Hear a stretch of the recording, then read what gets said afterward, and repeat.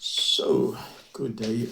Second day of me trying to share my experiences as a child in EQ work. As I said yesterday, I'm doing the same thing again. I'm sitting where the sun is, and yeah, you might just only adjust this a little bit and see. This is a glare, right? Okay. So yesterday, I started off just putting a blog together or sharing information of my life as a child and healthcare worker. I've been doing online child healthcare work for about 17 years, but yesterday I said what my first day was like, but how did I get there? So let me take you back a little bit. And that is to say that I never planned when I was at school that I'm going to be a child and healthcare worker because this profession or this work wasn't well known. I wanted to be a chartered accountant, but I ended up working with people and not with numbers. So I just arrived fresh off the street.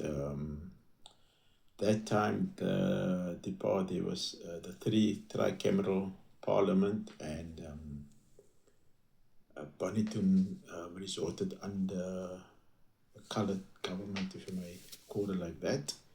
And so there was some kind of an investigation at Bonnyton, and they decided that they needed more staff, people with some qualifications. And so I was fortunately informed by somebody who worked in government, which was my sister, and I went for the interview, and then I got appointed, not knowing what all I know about this place was that it was a place, before I started to work there, it was a place for naughty boys, but how naughty they were and what they were up to, I had no idea. So that is what where I came in, and then just want to read to you what the definition is of a child in equal work. Or child equal work. So child equal work is a profession focused on the holistic growth and development of children, youth, and families within the context of their daily lives and environments. Practitioners use day-to-day events and planned programs to facilitate positive change and promote social competence, building on existing strengths rather than pathology-based approach. So that is the international recognized definition for child and ethical work. So when I arrived at Bonnyton in Wynberg, for me there was no real structure, but there were routines. Routines in child and youth work is such an important element of the work. And because routines create safety, it creates children knowing exactly what is going to happen next. And that was one of the things that was very strong at Bonnyton, was the routines for children, to make sure that with even not having the necessary education, which means that none of the staff, when I arrived at Bonnyton, had formal any formal education in child and youth care work. So basically, we were basically just working with what we know working with children is all about. However, there was structure in terms of routine. So like getting up, children know what to do when they got up. They know the time they would get up. They would know what time is breakfast and what would happen after breakfast. And so the routine was very, very important. And the routine also includes things like cleaning up. Boys were divided into groups to do certain things, like everybody obviously had to make sure that they make their own bed. And then secondly, there were groups they were responsible to clean the toilet because there was no cleaners. At Bonnyton, I arrived there, the boys had to clean the toilets. Rooms had to be swept, and then they also, when I arrived there, they also had to clean the stoops. Like the stoops had on a that concrete with a glaze on top, so that had to be polished every morning. So Monday to Thursday morning that was cleaned, and then a Friday afternoon after school, boys would come out, and they would polish the stoops. So the stoops was polished. It was shining, shining there, and this is going to be a little bit more than 5 minutes, and then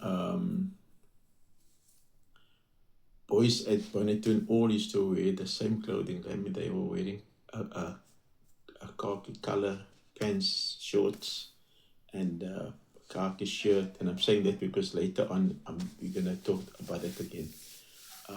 And so the routine about everybody looking the same, nobody looking different. As staff, we were responsible to make sure that the boys cut their hair. So they go back to cleaning. So the Fridays was like turnout day outside, mainly outside, where boys had to clean the stoop. Sometimes boys also had to wash windows, and it was really that kind of routine of cleaning up was really built into the boys when I came. So when I arrived at Bonneton, there was a male-dominated environment. There was the females that was there was only working in the kitchen and in the laundry, but they didn't work directly with the boys. And that's also I'm saying that because later on we're gonna be talking about that again. So yeah, so some male-dominated environment, and also how children were viewed was in a very developmental wasn't viewed developmentally. They were there for what they were there for, and so this is how we look after them. We treat them. We just as staff. We were just there to make sure that nobody runs away. Now and then we will have activities with the boys. There was one TV in the dining room, and people had to schedule when you can go and watch TV.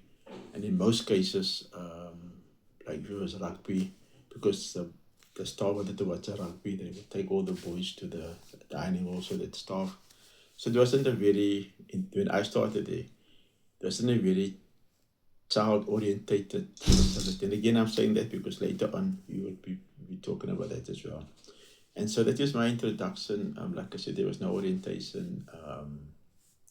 First few months, I'll talk about the first few months in my next video. Yeah, so the thing I want to bring across today is that for children in care, routine is very, very important. Lovely day. See you again.